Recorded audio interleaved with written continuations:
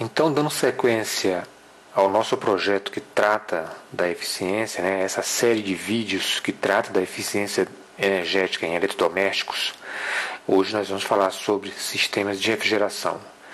Na videoaula número 1, você viu a eficiência energética em sistemas de iluminação. Hoje nós vamos falar sobre sistemas de refrigeração, que realmente é um câncer para minar os recursos energéticos. Se não é o pior, é um dos piores eletrodomésticos, assim, em termos de absorver potência elétrica da rede. Hoje em dia, quando precisamos comprar um ar-condicionado, a gente se depara com uma grande quantidade de marcas e modelos que torna muito difícil decidir sobre qual o melhor aparelho. Ar-condicionado tipo janela, split, portátil, quantos BTUs? Enfim, como escolher o melhor modelo? Olha só, escolher um ar-condicionado, longe de depender da sorte ou aceitar a sugestão do vendedor ou da loja, é simplesmente seguir 3 passos, e bem fáceis, e que não necessitam de muito conhecimento técnico. Então, os passos a seguir guiarão vocês a escolher o melhor ar-condicionado, tanto em termos de refrigeração, quanto em economia de energia e também no custo de manutenção. Se não, vejamos.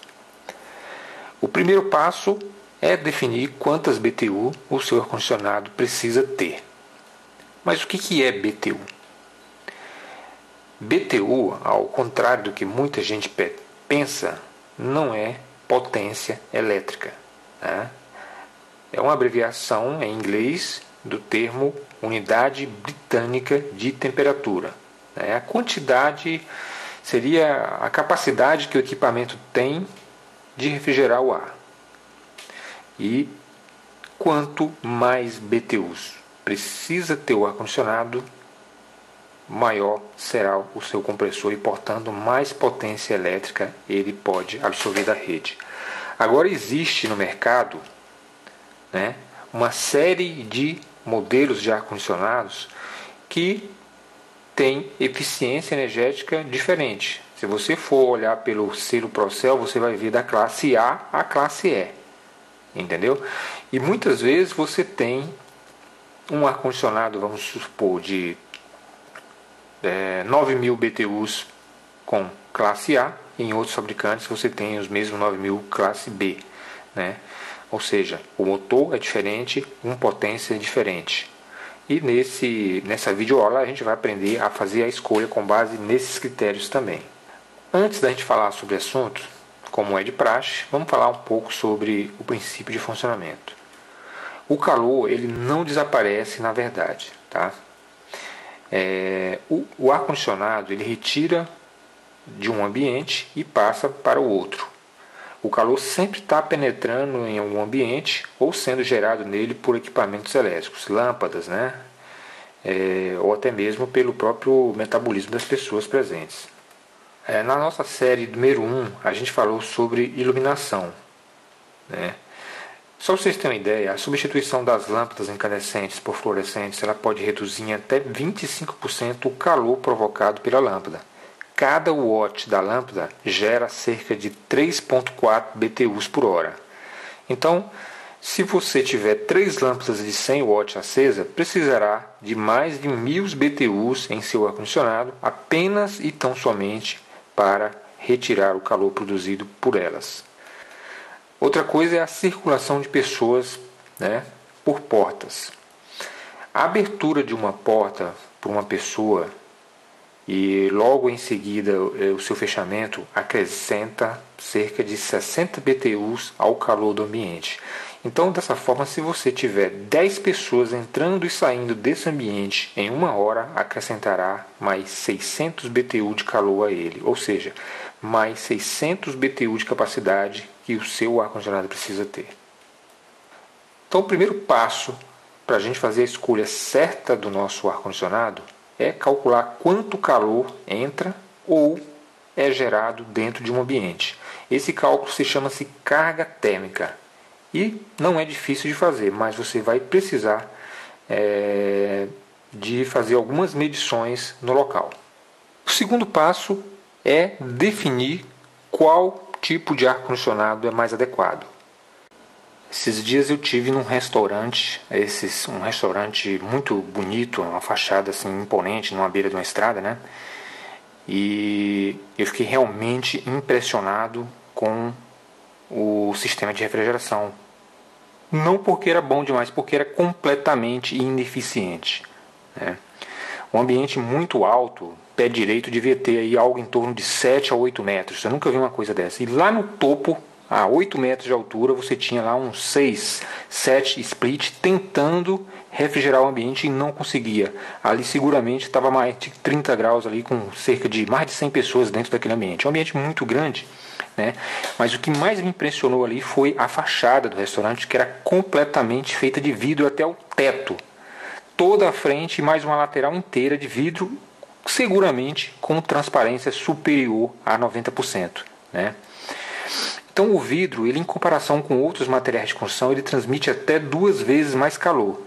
Então, se você pretende diminuir o calor de um ambiente, o primeiro passo é começar com os vidros, né? Porque a irradiação solar, ela é uma forma de onda que transporta energia térmica, né?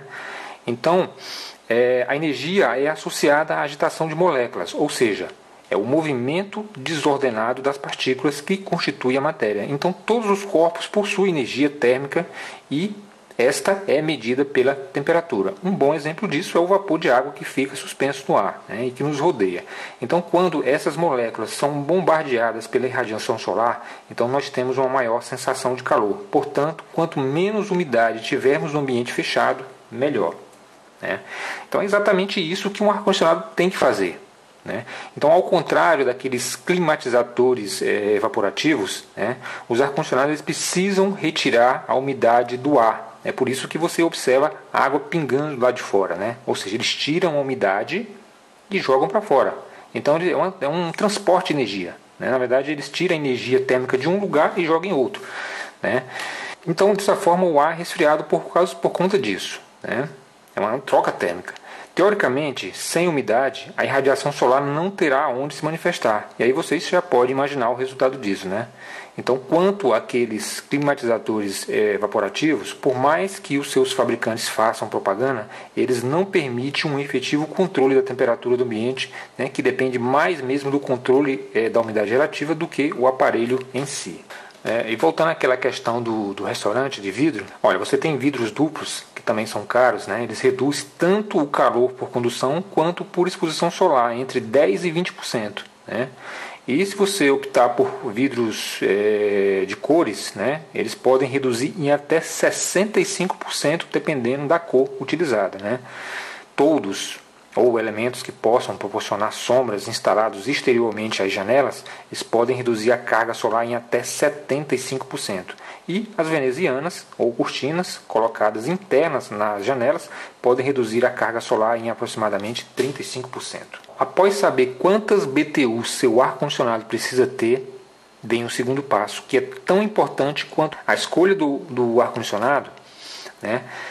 Hoje, para um ambiente doméstico, ou até mesmo empresarial de pequeno porte, nós temos 3 possibilidades de escolha. Então, pode ser o ar-condicionado do tipo parede, né, que é o mais tradicional, pode ser o split. Esse split pode ser um split simples ou um split do tipo inverter, e até mesmo aqueles ar-condicionados portáteis. E agora nós vamos falar sobre cada uma dessas tecnologias, das suas vantagens e desvantagens. Ar-condicionado de parede ou janela. Esses são os mais conhecidos, baratos e facilmente encontrados no comércio. Quase todos os técnicos de refrigeração têm condições de fazer o reparo, né? E suas peças são mais facilmente encontradas. Normalmente, o próprio comprador consegue fazer a instalação, né? Então, antigamente a gente tinha um problema sério com esses ar-condicionados, porque eles não utilizavam a tecnologia que eles usam hoje, né? Os ar-condicionados de antigamente, tipo 1995, 85, né?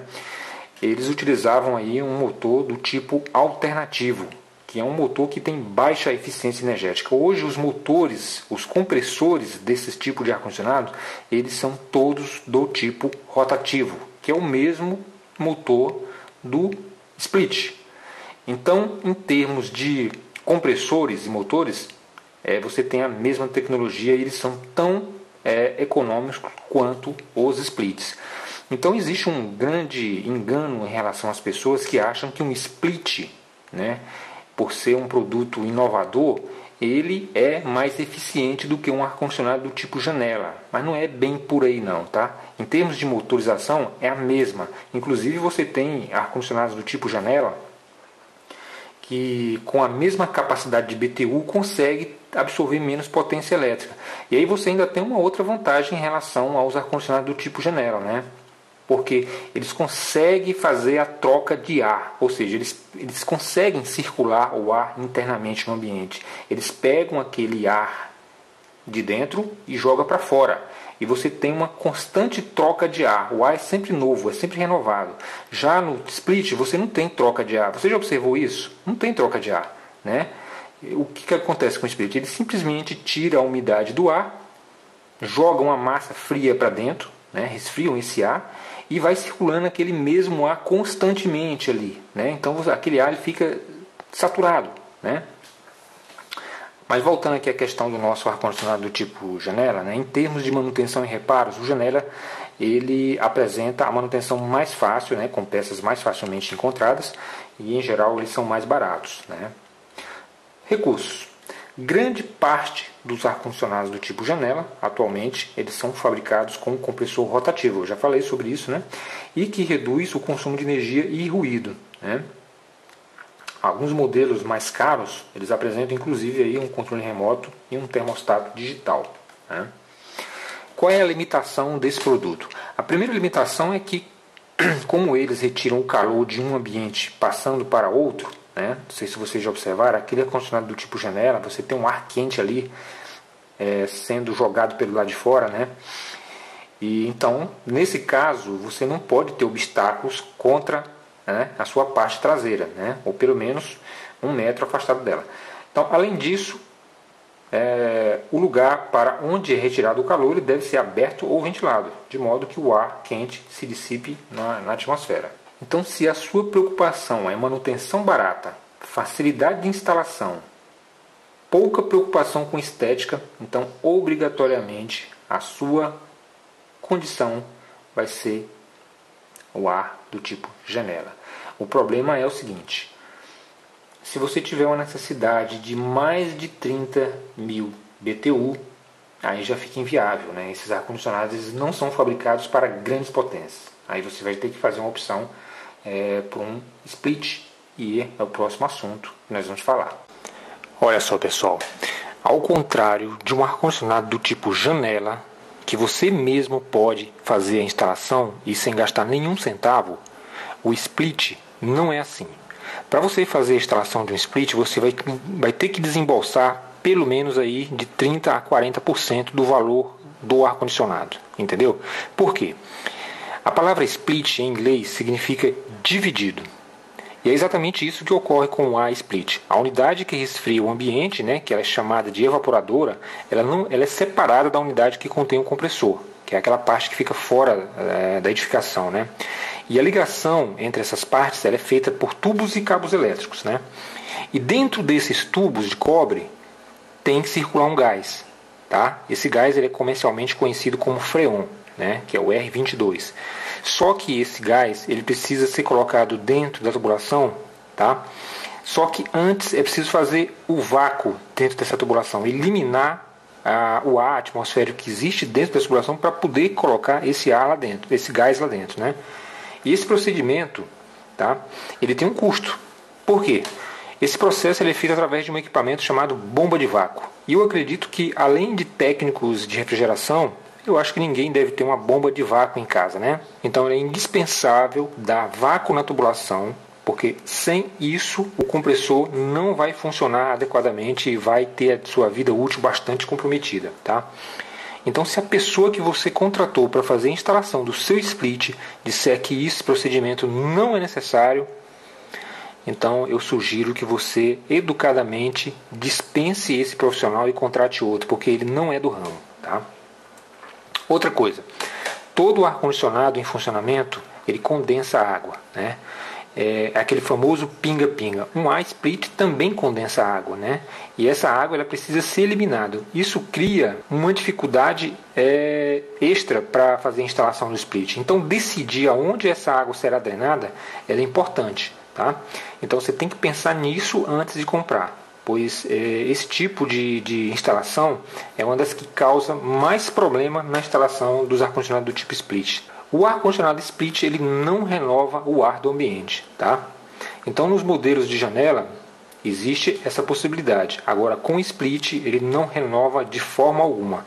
E então, se for realmente importante a renovação do ar, então não pense em instalar um ar-condicionado split. Procure a opção do tipo janela, tá?